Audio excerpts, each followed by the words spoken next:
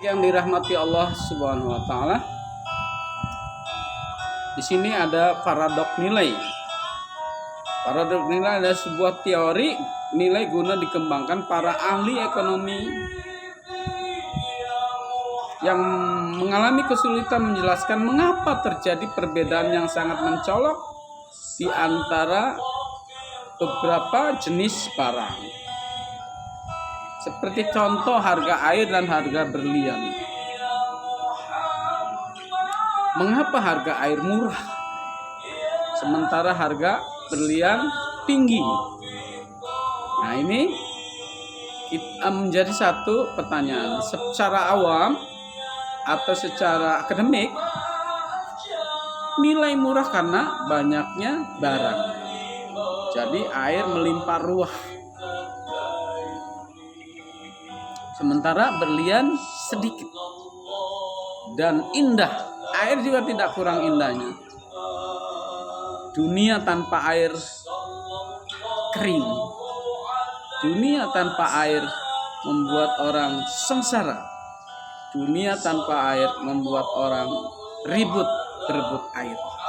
Jadi alasan bahwa karena air banyak maka harganya murah. Air mudah didapat maka harganya murah. Karena berlian sedikit maka harganya mahal. Atau berlian sulit didapat maka menjadi mahal. Tetapi apakah Nabi dapat disandingkan ketika berlian banyak, kemudian air banyak, apakah sama harganya? Nah, ini kita patut menjadi suatu pertanyaan. Atau katanya ketika berlian itu karena berlian itu mahal karena sulit didapat. Nah, ketika air murah karena melimpah. Melimpah karena di negeri Indonesia yang kaya raya, subur makmur, loh jinawi. Tentu ini untuk tujuan untuk kemakmuran masyarakatnya. Mudah-mudahan kita dapat menikmati sila kelima keadilan sosial bagi seluruh masyarakat. Keadilan sosial bukan hanya keadilan di mata hukum, tapi keadilan juga keadilan finansial, kemakmuran. Jadi kita kembali pada bahasan bahwa ini menjadi suatu paradok nilai.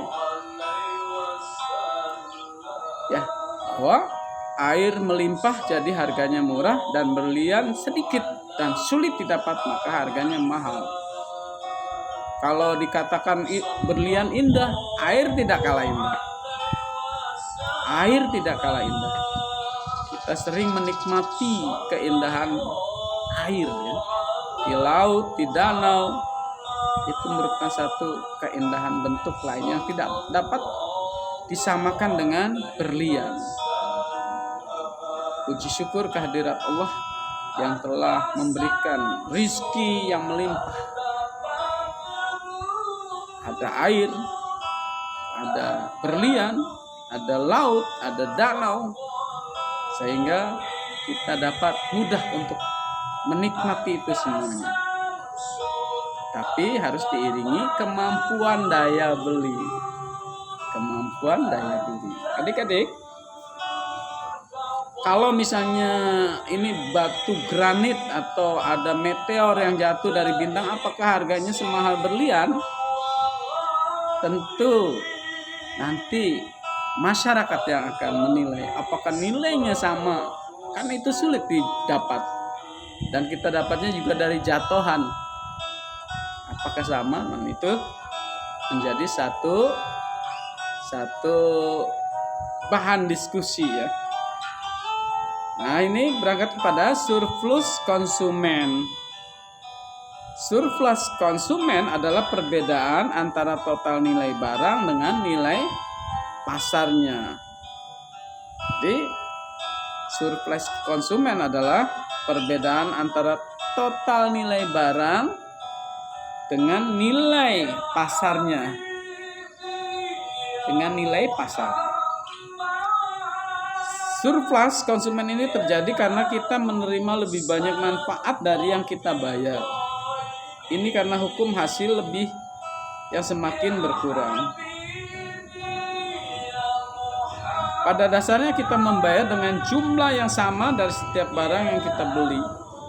Pembayaran yang kita lakukan berdasarkan unit terakhir yang kita beli, tetapi sesuai dengan hukum nilai guna marginal yang memiliki tingkat kepuasan yang maksimal. Yang semakin menurun, maka nilai guna marginal produk pertama akan lebih tinggi dari produk yang terakhir dikonsumsi ya. Kita menikmati surplus dari barang yang kita konsumsi. Di sini ada di dalam gambar 7.2. 7.2 di sini jumlah konsumsi mangga. Kemudian kolom selanjutnya harga yang bersedia dibayar, kemudian surplus yang diterima, kemudian jumlah surplus yang bagi konsumen. Nah, ketika mangga di sini mangga ke-1 harga yang dibayar adalah misalnya 2.000. Maka surplus yang diterima adalah 1.000 di jumlah surplus konsumennya 1.000. Tetapi kebalikannya, jika mangga ke-6 misalnya 800, maka nilai surplus yang diterima di sini adalah min ya. Kemudian jumlah surplus konsumen adalah 2.400. Jadi digambarkan di dalam grafik kurva di sini bahwa price di sini P itu adalah price. Kemudian adalah M adalah mangga.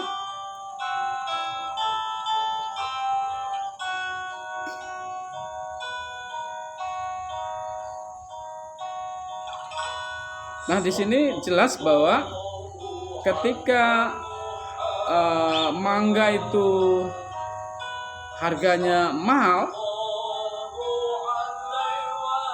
maka surplusnya sedikit bagi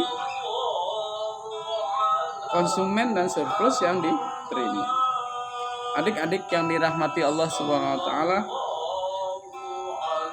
perhatikan di gambar 7.2 di sini adalah sebuah grafik surplus yang diterima oleh konsumen.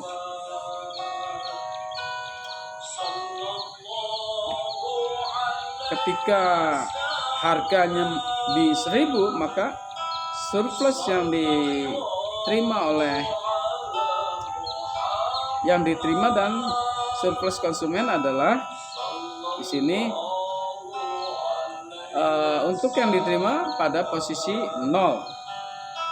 Tapi konsumen menikmati surplus yang besar, yaitu 2.400. Adik-adik yang dirahmati Allah, nanti kita baca rangkumannya bahwa ini menjadi satu titik penentu dari pembahasan bab 7 ini.